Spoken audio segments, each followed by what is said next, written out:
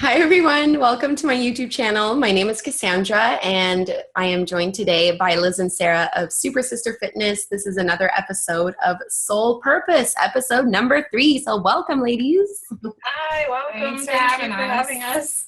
Yeah, it's great to be able to have you both in the same room. That's awesome. So for those of you who don't know Liz and Sarah, they do run Super Sister Fitness. So you guys, I think, have almost 20,000 subscribers on YouTube. You're at almost 100,000 on Instagram, and you do workout and nutrition plans, I think, correct? Yeah? Yes. And we do some yoga too. Yes, that's true.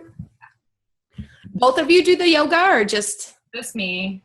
I do corporate yoga, but I don't do like traditional yoga classes. I do more functional body weight exercises, things you can do at home with or without equipment, all that kind of stuff. Strength training, cardio, just like to mix it up and do a lot of cross training over here. Awesome. And congratulations on the wedding. Thank you. Sarah, yeah, that was not too long ago. That's awesome. Yeah, and Liz, you went bungee jumping? I did. It was very terrifying, but I did it 3 times, including one night. 3 times? I went 3 times. I went one time forward, one time backward, and then another time backward at night. So it was I don't know how she does it. It was terrifying, but it was awesome. Were you scared, or you're like not really afraid of stuff like that? Oh no, I was terrified. But you know, it's kind of like with everything in life, like you can't think about it because once you get in your head, you're dead. I don't know if you've ever heard that quote, but I'm all about get out of your head, get into your body, and just don't think about it. Just go and do. Because when you get stuck in here, you can get kind of paralyzed by your own fears. So I just jumped right out of them. I mean, it's good advice, but I don't think it's enough to get me to go bungee jumping. I don't think I could ever do that in a million years. But it's I good don't that you think I could either. She's yeah. So just falling, like, no, I don't want to fall. Like, I don't want to do that. Doesn't look like a good time. So thank you for being on the show. I like to bring on people like authors, coaches, fitness professionals, yoga teachers, just basically people who are living life the way that they want to do it and are able to make a career out of doing what they love. And you guys have been at this for a couple of years now, and you're very successful now. Things seem to be going very well. And I'm always curious when that happens, what did day one look like? How did you guys start this? Day one was basically us. We used to live together, and it's like 3 years ago, we were living in LA, and we kind of looked at each other and we were like, well, if so-and-so can do it, like anybody that had a blog or, you know, people we had followed online, we're like, we could do it too. Like, there's nothing different about them. And so we were like, all right, let's do it. Bought our domain and had no clue what we're doing. Didn't even know how to make a website. So we had a friend do it for us, and It was bad. We wasted a lot of money in the beginning, actually, because we didn't know what we were doing. I did that too. Yeah. Wasted a ton of money. I had no idea what I was doing. Spent money here and there. Lost a bunch of it. But you learn, right? You get your hands dirty and you learn and you get better at it. So neither one of you had like a background in marketing, like online social media marketing. We wanted to do this stuff, and we didn't see ourselves working a full-time job forever. So we're like, let's figure it out. Let's just do it, you know? Yeah, we didn't have careers in that. We were pursuing careers in fitness, doing like instructing and things like that, but part of that was in LA. Just to make ends meet, you had to have like 4 or 5 different teaching jobs and, you know, like 10 different clients at any given time, and you're driving all over the city. And so we started, it's not to say that we don't have knowledge now about marketing. We've done tons of seminars, we've gone to conferences, we, you know, have done a lot of stuff through some of our mentors even, who are way better at everything than us. But we didn't originally start with that knowledge. It's been 4 years now, so we've kind of accumulated that as we've gone, and now all of our money does go back into investing in our own education to continue moving forward, because it's constantly changing, you know. Yeah, definitely. There's always something new to learn. There's always a new social media platform coming on. There's always something shiny and exciting that's, you know, you want to go towards, and you always want to be innovating, right? Like you never want to be stale. So yeah, definitely. I feel you there. But it's good that you had each other. Like, I can't even tell you how many times I was like, I just wish I had a buddy. Oh yeah. I don't think I could do it without Liz. I wouldn't. We make a good team, and yeah, I can't imagine doing it alone because it's a lot of work to like figure all this stuff out by yourself. And so it's great to have somebody else and even to bounce ideas off and all that kind of stuff. Well, not just that though. Some people even in our communities have emerged as leaders within the community, and I'm sure you see this with your channel too. Like there are people who continually come back. They follow the instructions. They just are like rock stars, and then we kind of like hand select those people, and we choose to bring them like in a smaller, closer knit, more of a business coaching style thing because we potential in them too, and we want to help raise them up with us. So that's kind of like been a thing too, where it's not just us anymore. There's a couple people from our community directly that we have like hand selected and been like, you get it, I know you could do this too, like come with us, you know what I mean? I don't know if you do that, but that's something that we've been really excited about doing lately. I'm starting to dabble. It's interesting that you said it because that's the next step for me now. Like over the last maybe 6 months, I've started branching out into consulting and coaching because as I was growing on YouTube and as I was growing in my online business, I would get a ton of yoga teachers who would email me because like you said, they were, teaching 18 classes a week, driving all over the city, completely burnt out, and they're 22, and they're having a complete meltdown because they can't keep up with everything and they're just looking to make extra income. So they're like, that YouTube thing seems to be going well for you. Teach me how to do that. So I've been trying to do that a lot more, and I really, really, really love it because it's such an overwhelming world, but once you get your hands dirty and you start getting into it, you kind of do realize that anyone can do this. Like,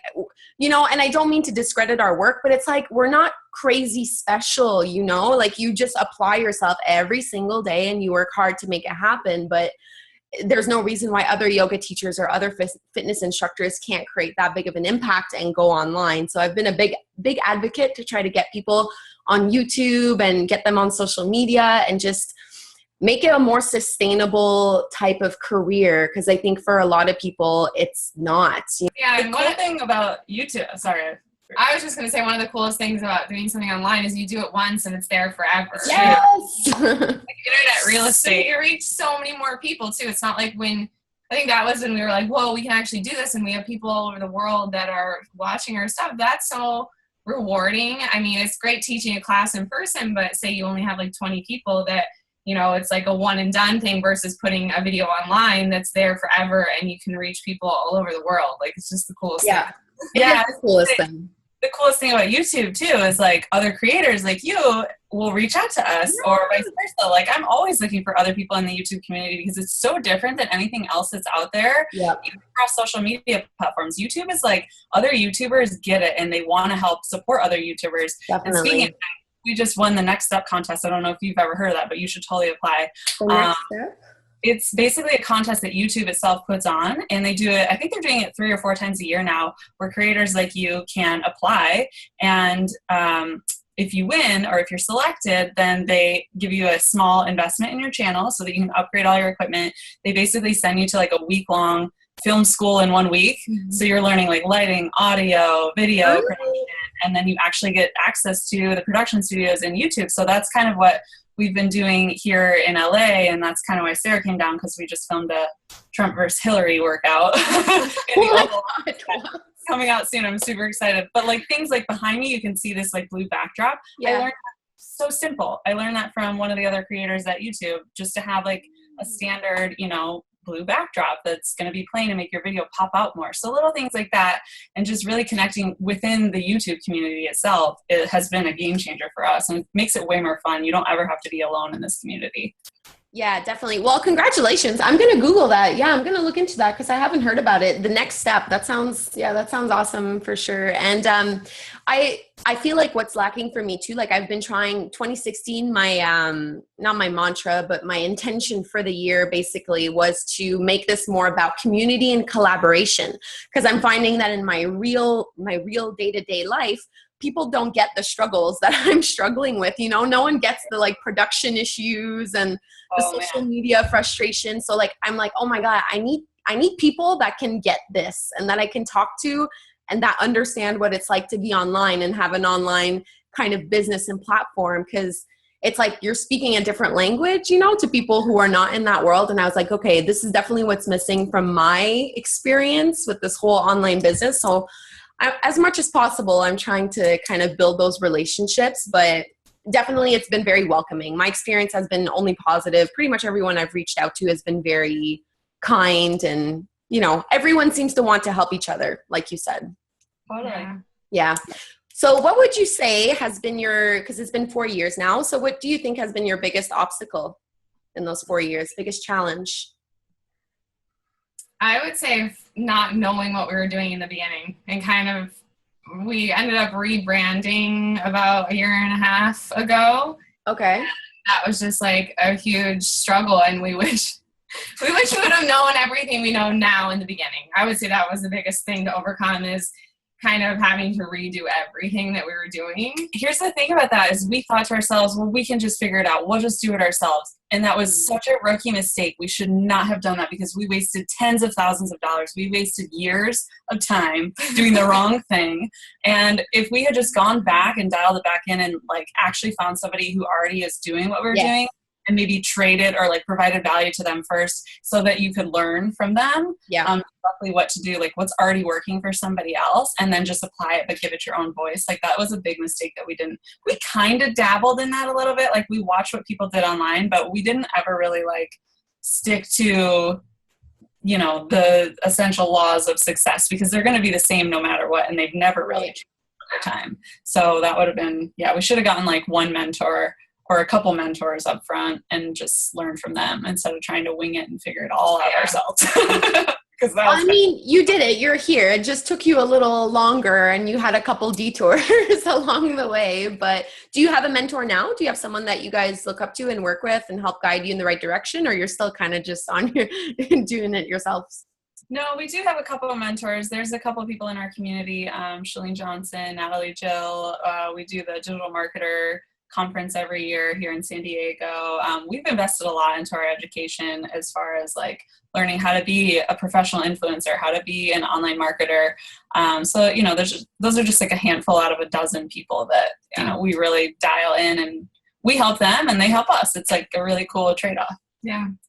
That's awesome. I mean, the more you can do that, the more beneficial it'll be for everyone, for sure. So I'd say my biggest challenge was like the opposite. I was stuck in information mode, where I just felt like I always needed more information before I was ready to start. So like, I can't even tell you how many webinars I signed up for and how many like checklists I downloaded from, these 100 coaches off the internet. And it was like such a cycle, but in the end, I just had to get my hands dirty. But, we all get here a different way in the end, but yeah, that's interesting, because I've heard that a lot too with people. I think it's important to just have a balance in the middle. Yeah. If you did the extreme of what we did, which is like, well, we'll just do it all ourselves. Just put something out there. We'll figure it out later. Versus what you did of like, well, I'm not ready to put anything out there. I better learn more. You really have to meld those two and find a happy medium. And that's what we do now, and it works great. So hopefully you do too. Yes, definitely. Yeah. I think I found a fairly good balance. I mean, I still feel like I have to learn a little bit more every day, every week. Things are always evolving in this kind of business and in this kind of world. So it's like as soon as I feel like, oh yeah, I got this, like the next day something else will come up and I'm like, I don't know anything about this. Yeah, you're like, oh great, another thing. Yeah, exactly. But at the same time, I'd be bored if it was always the same thing. Like I'm not someone that can do something forever. Like I like change. So I can't complain too much about it. But what's your biggest accomplishment, you think? That's a good question. What's it for you? I think there's so many. It's hard to pick one. I think that YouTube thing. Yeah, that was a cool one. The Next Step contest was very cool. Yeah. For me, it's hard to call this like an accomplishment, because it's more of the best thing that I think that has come through this. Every once in a while, we'll get messages from people who have found our channel or found our Instagram. And there was always one that has stuck out to me, even like 3 years later, from this woman who said that by doing our Bikini Bootcamp program, which is a strength training program, it's 12 weeks of functional workouts and things like that. And we run a contest for it every year. And she said by doing that, she not only found physical strength and got healthier inside, but it enabled her to have the mental strength to kind of put her foot down and leave an abusive relationship and take her kid and get out of that. And she had us to thank for that, which is crazy, because she was like somewhere in Austria or Germany or something, like on the other side of the world. And this woman, her life was touched so much through like the personal transformation she made in our community, that she was able to, you know, not only transform her own life, but like save her kid from a potentially abusive relationship too, which like it literally made me cry. Like I was like, yeah. I'm like getting teary. I'm like, oh, like, like that. And that still to this day is the best message we've ever gotten. So I wouldn't really call it an accomplishment because we were just doing our own thing. But like the fact it's a highlight. It's definitely a highlight of the whole thing. Yeah. I get those too, for sure. Like when I get an email from South Korea and I'm like, South Korea, like how amazing is this? Like how cool is it that I'm able to basically have students all around the world? Like the internet is just awesome. Like it's such a humbling experience. And I know I've gotten some messages from people who say, you know, the closest yoga studio is 3 hours away. Not everyone lives in a big city. Not everyone has access to all the things that we take for granted in bigger cities. And we kind of just assume that everyone has, you know, a gym on every corner and a yoga studio on every corner and thousands of teachers and thousands of resources, but not everyone does. And YouTube being free, being accessible, being just one click away anyway, I love it. I think it's my way of giving back. I love that it's free. I love that everyone around the world can reach it. And it's been a positive experience. So it's good to know that everyone else is getting those messages too. They really are like the best highlight ever, for sure. The best. Yes. So you guys are in the fitness industry. So you've probably seen a lot of stuff over the years. What's your biggest pet peeve? I know I have quite a few about fitness that bug me, like misconceptions or about yoga, but I already know what she's going to say because it's go for it. I don't know. We talk about this all the time. Probably. So I don't know. Our big thing, especially when we get invited to like fitness events and stuff, is it's so much about the way that the person looks. And Liz and I aren't really like that. It's all about the way you feel. Because if you feel really good, then often you're going to look good too. Like they go hand in hand. But so many people in the fitness industry focus on the looks first and like the aesthetics, which, you know, they forget about the function. They forget about stretching. They forget about all the things that make you feel good, makes your body feel healthy and strong. And that's just like our big pet peeve, especially, you know, when you go to a fitness event and guys like have just giant shoulders. I have nothing against muscles, but like they're so rounded forward and they like can't even open up their chest. Like that for me is like functionally, like lifelong, that's not going to do your body good, you know? And so that's one of my biggest pet peeves when it comes to fitness. Yeah, I would say along with that too is the over-sexualization of bodies in fitness. Because to me, I see beautiful bodies come in all shapes and sizes, all genders, all just races, everything. Anybody can be beautiful. It's more about what's inside. And so it's really hard to see like this one same image that we all see all over the place. It's all over social media, like really revealing clothes, like I don't know, there's just a time and a place. And if I ever have a daughter one day or even a son one day, it's not necessarily the image that I want them to have in their head about what a person is or what beauty is. So it's a real struggle because the industry is very image obsessed. And I often feel like a lot of people who have great messages, they may not get as much exposure because they're not bearing all, you know what I mean? But it's different because it's like attracting a whole different type of crowd too. So at the same time, it's hard to say, but.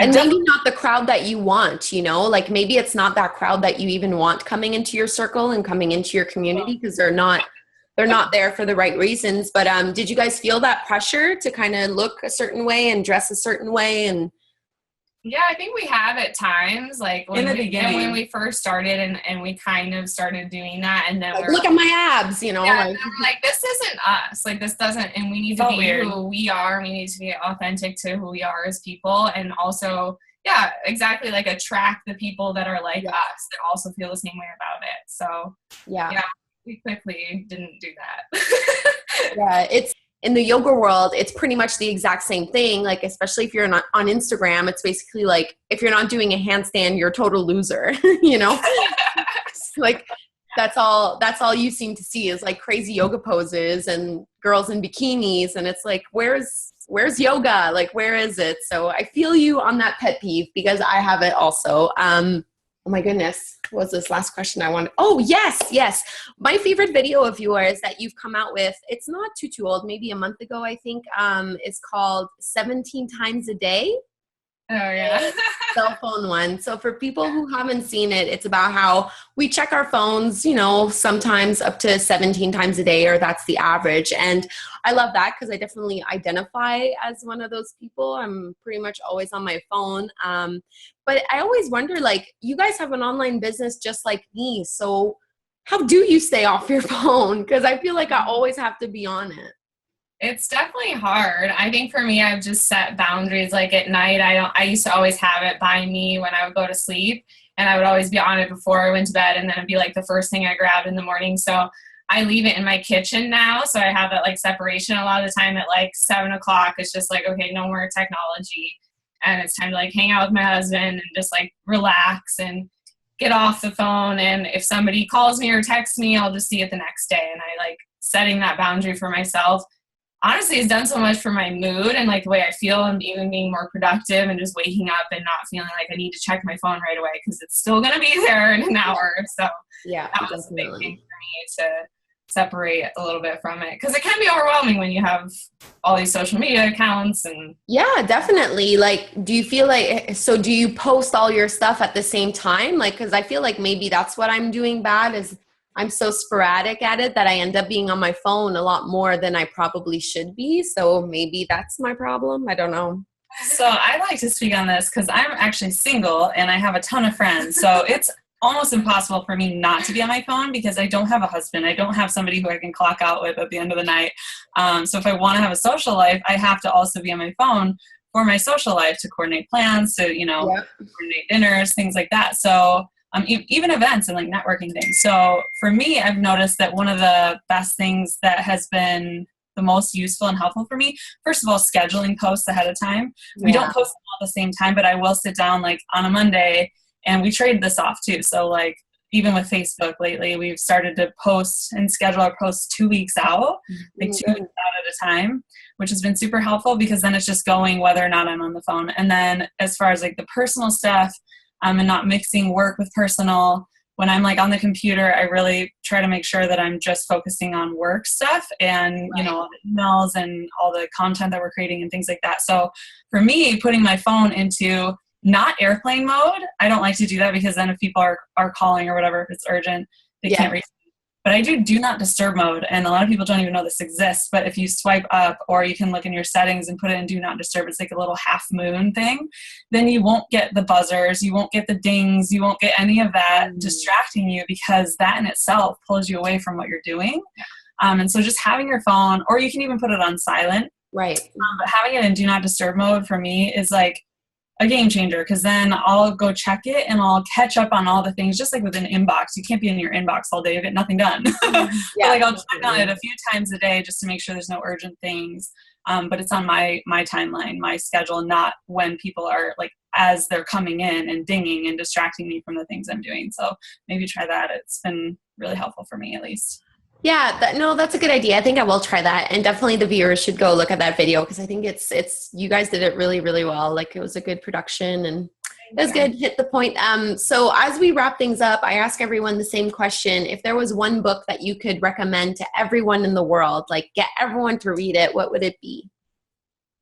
Ooh, that's a good one. And it's a selfish question just because I'm always on the hunt for new books. So this is my way to get recommendations. I would say, especially if people want to get into the online space and everything, Millionaire Messenger by Brendon Burchard. That was the first book I read when we decided we were going to start our blog, and it was a recommendation from somebody else that does their own online thing. And so that's a really great one, great place to start on just getting your story and like your message out there. Awesome. I haven't read that, so I will add it to the list. Cool. Yeah. Man, I have so many. It's hard to choose just one. I mean, like, I'm looking at my bookshelf to see if any pop up. I guess The Power of Now, that's the one I was thinking of. Just being really present in the moment, and that goes along with the phone thing. That's more personal development, not so much business development stuff, but I think it's important to have, again, a balance of both. And because we're always like content creating and always like in the business mindset, I think it's really important to clock out and to remember to be present and to enjoy your life, enjoy what you're building while you're building it. Yeah. Don't always have your eyes set on the finish line. Like, enjoy the journey, enjoy the process, and really tune into the moment and now, and being happy now, no matter what everything else outside looks like. Yeah. You're not going to be there overnight. Like, it's such a struggle. Like, you must be the same way. Like, I'm always finding myself thinking of new ideas. Like, once you get the ball rolling, you're like, everything will remind you of your YouTube channel, of your website. And you're like, no, like, not right now, you know, like, I'm with my family. This is not the moment to be, you know, working on my business and my brain. Like, it's a good reminder to try to keep it kind of separate and just know when is the appropriate time. But yeah, I will check the Brendan Bouchard book out because I've never read any of his stuff, but Power of Now is a great one. So before we leave, is there anything that you would like to share to the audience? Any kind of message or anything from your website that you think people should go check out? Yeah, absolutely. Anybody who wants to subscribe, we do all kinds of different workouts, not just yoga. We have a yoga element, but we also do bodyweight workouts. We do, you know, workouts with bands, with weights, with chairs even that we've done with other people, like couples workouts. I saw that. It was really good. It's really cute. Yeah, they're fun. You should try some of those moves. Yeah, definitely.